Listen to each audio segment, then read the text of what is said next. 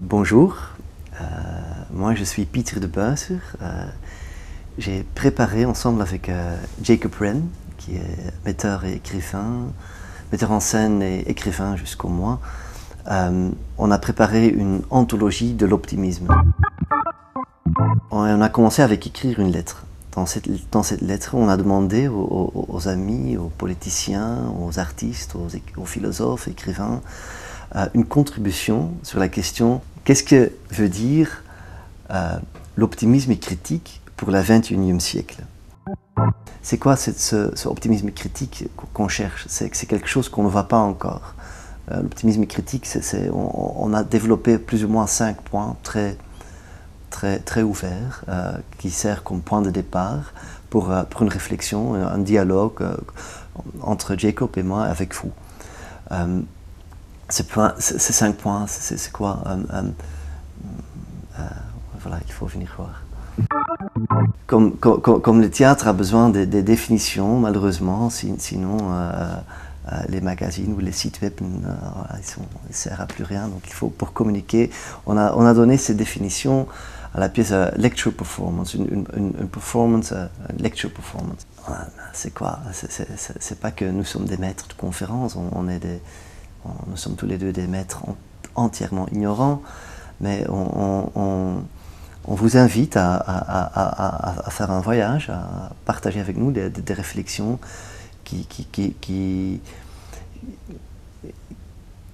cherchent à ne pas faire du théâtre. Comme on va au théâtre déjà partout, dans la vie, la politique, tout est déjà une mise en scène, tout est devenu événementiel, donc on cherche, pour nous le théâtre c'est plutôt l'endroit où on peut créer l'événement, pas un event, mais l'événement. Pour nous l'événement c'est une sorte de rencontre et une sorte endroit nulle part qui sert comme trou, comme un trou, et il y a une ouverture pour des nouvelles possibilités. Le point de départ pour nous, c'était la constatation que nous vivons dans un régime pessimiste. Voilà.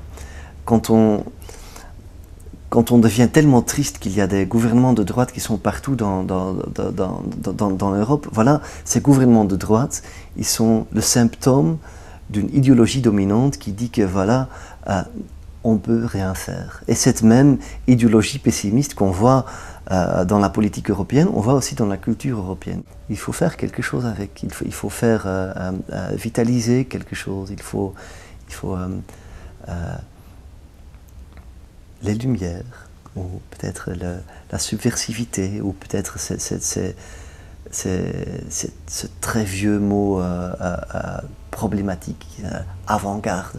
Peut-être aujourd'hui, c'est exactement ça, c'est démasquer notre idéologie dominante pessimiste en tant que complètement captivé par notre propre banalité. Bien sûr, l'homme pue. Et voilà, dire ça, c'est aussi banal que dire que l'eau est mouillée. Voilà. C'est là où tout commence.